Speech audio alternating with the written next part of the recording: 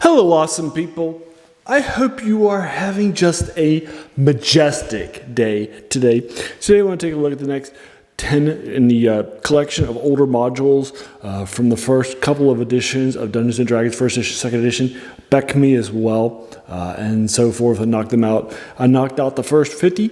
I initially did the first 30 because that was what people were interested in and that had been published by some people that are professionals in the field, professional critics, that sort of a thing, and so forth. So I did my top 30 and then I figured out I'd just go ahead and round it out to another couple of articles to get me to the top 50 overall with 10 each time. And this time I'm going to be knocking out number 60 to number 51 because those have been very popular and people have been asking about them and so forth. 6 of these are in BECMI proper, just as a heads up. And so that's pretty cool and so forth. So let's get started with my list. Now, my list is here on my cell phone, so if you see me looking down, instead of giving you the eye contact that you deserve, that's why. All right, let's get started. Also, be very quick. As a reminder, these are spoiler free, just as a heads up, so we won't be doing a deep dive into each of these. I don't want to take that much of your time. All right, so number 60 is DA3, City of the Gods by Dave Arneson and David Ritchie. For you folks, this series is CA2. DA2 in this. Hit Temple of the Frog a couple of things earlier. About 20 or so higher on a couple lists previously because of how good it was, and retelling the Temple of the Frog module, one of the first ones ever done in Dungeons & Dragons, right? And this is basically set in this older school. It's in my star proper, but it's also in thousands of years prior, and so forth. A ship has just landed called the Beagle from the outer space, from a Federation and that sort of a thing, called Blackmore, and so forth. It was created by David Arneson as the first as the first person. He was the co-creator of D&D, and this was the first published module for the campaign, not Greyhawk. And so he definitely has a lot of information, and so he is playing a lot of that stuff, and so they added a lot of that sci-fi stuff to it too. Also, there's a lot of sci-fi stuff in the Temple of the Frog as well. So now you're going to head down to the Beagle and find out what's happening, see if you can ally with the king of Blackpool, right, and that sort of a thing. So it's good stuff, love it lots. But that's what's happening in DA3, City of the Gods, for you folks, by Dave Arneson, David Ritchie. Next up is 59.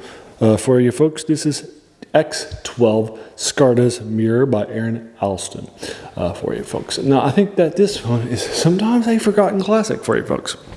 It's fast, and there's not a whole lot of, unlike the X's normally in BECMI, the E stands for expert levels, the B stands for basic and has their modules. Bs typically are dungeon delves and dungeon stuff like that. And then the X's that begin with those are typically about explorations and stuff, like new areas, that sort of a thing.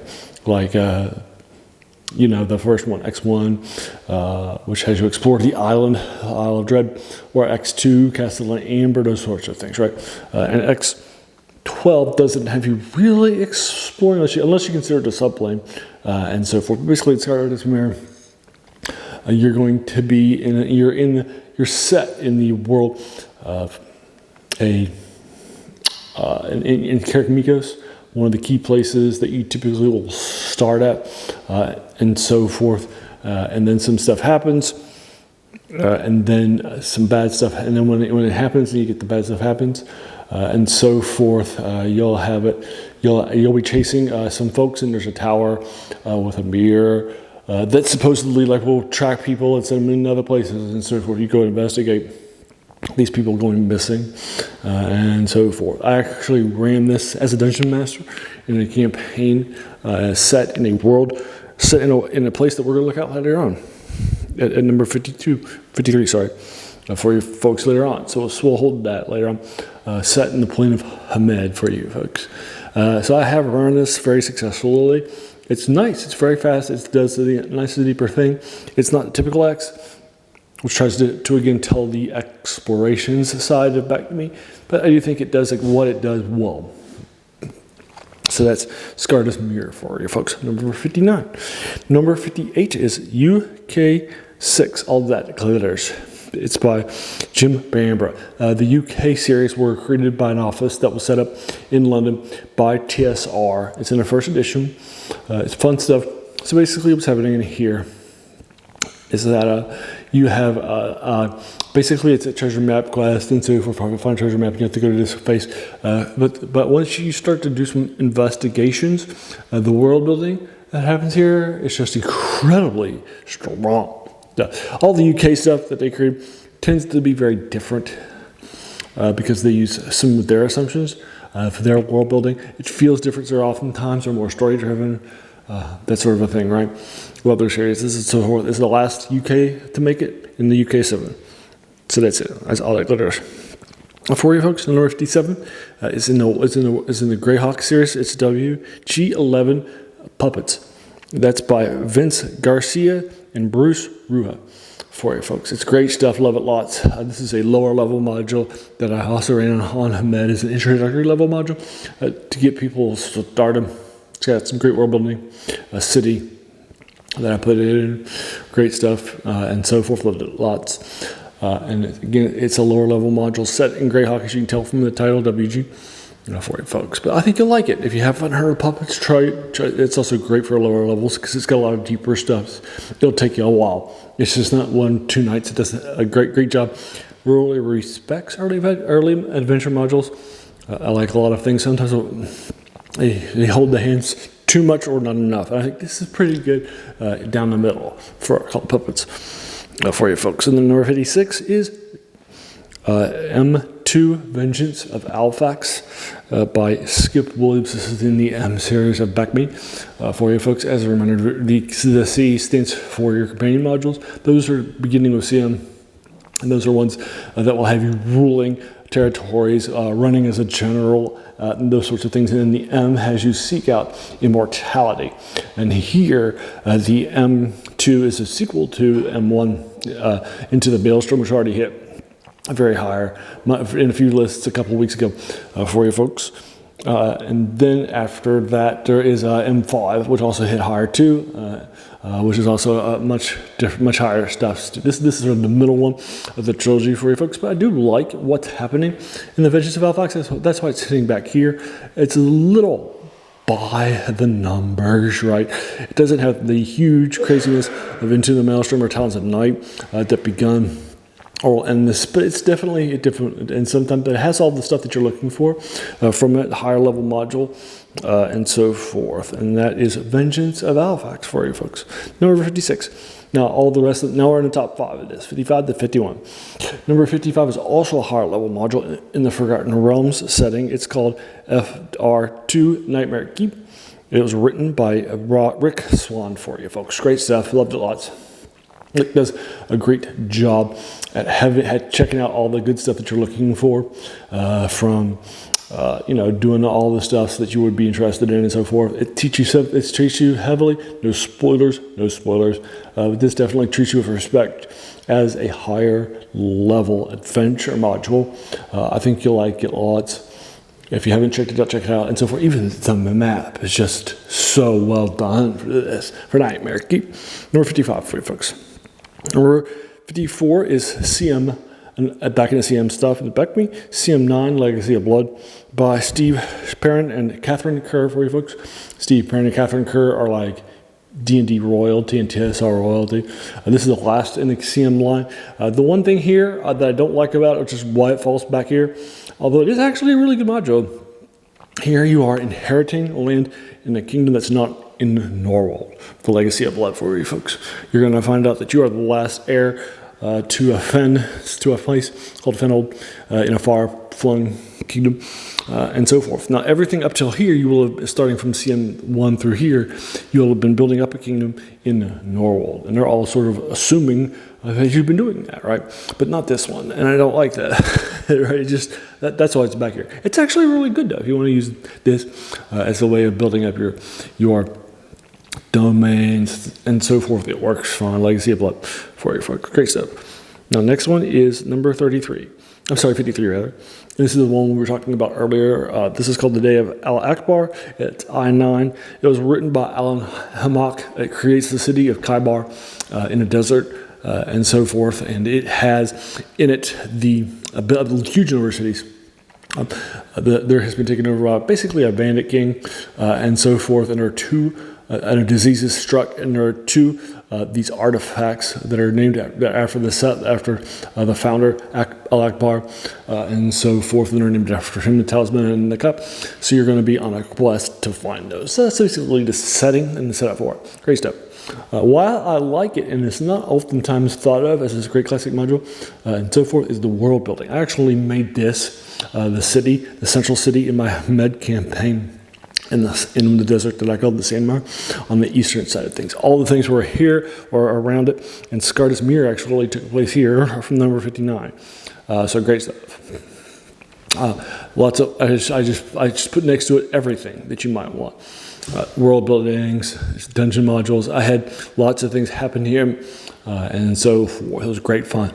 I put Tower Tumen here too, and lots of stuff. Great stuff.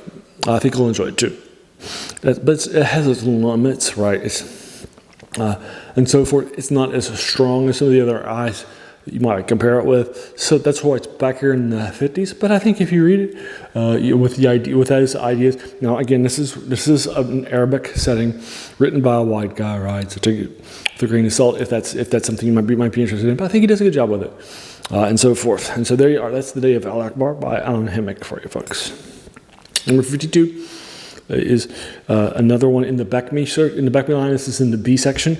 B1, In Search of the Unknown by Mike Carr.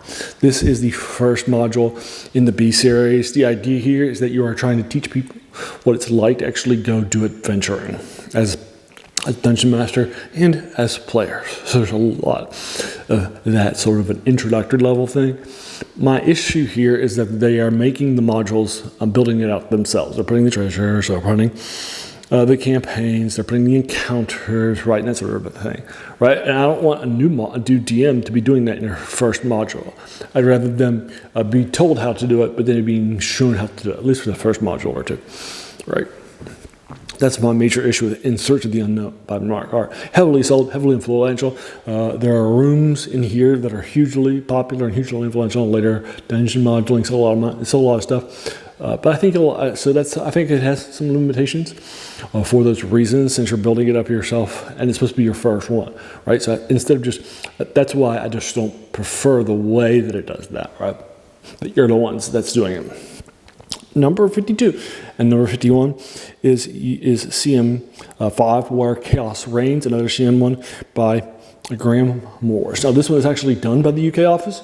Great stuff, love it lots. So basically the basic plot here in this module for you folks is that this is set in a alternate universe. Some evil characters that are basically before the board, called the Ord, are from cyborgs from the future trying to take back the past. You're going to be sent to another plane of existence, and you're going to have to go through 5 separate adventures. I actually set this in my normal campaign proper and just put it in the time frame, and I had already built an infrastructure around why it explained why Alzar doing these things for these dummy humans, why he was so welcomed so much as a ruler. So I just built it into the story building infrastructure, if you will. But it's good stuff for you folks. And that is number 51, Where Chaos Reigns, CM5. So here we are once again, number 60. It's DA3, City of the Gods by Dave Arneson and David Ritchie. Number 59 is X12, Scartus Mirror by Aaron Alston. Number 58 is UK6, All That Glitters by Jim Bamburn. Number 57 is WG11, Puppets by Vince Garcia and Bruce Rabe. Number 56 is M2, Vengeance of Alphax by Skip Williams. 55 is FM2, Nightmare Keep by Rick Swan. Number 54 is CM9, Legacy of Blood by Steve Perrin and Catherine Kerr. Number 53 is I9, The Day of Al-Akbar by Alan Hemmick. Number 52 is B1, In Search of the Unknown by Mike Carr. And then number 51 is, again, CM5, Where Chaos Reigns by Graham Morris for you folks. So there you are. Those are my lists. Have you read these? If so, what did you think about it? Have you run them? Have you been involved with them as a GM or as a or as a player, have you read them? What did you think about? Do you agree or disagree with my list? Please let me know yours. I mean, it's just my list. I haven't polled people. I'm just somebody who's running, right? I'm not an official person, right? By any stretch of the imagination. This is just my list, right? Your list is fine. I have no issues with it. If you like this, why not? Hit the subscribe button, the like button, the bell icon for feeling frisky, and then let your friends know too. And then as a reminder, this channel's name is The Worst Thing About New Books. That's a quote by a French philosopher, Jacques Joubert, who said that the worst thing about them was that they kept us from reading the old ones, right? It's definitely a world classic. And then finally, I want to thank you so much for taking some time out of your day and investing in watching my video, because we all have so many things, right, that are happening in our lives, and we're pulled in so many different directions. So the fact that you spent this time with me, that's incredibly humbling, and I appreciate it. So thanks again, and have an amazing day.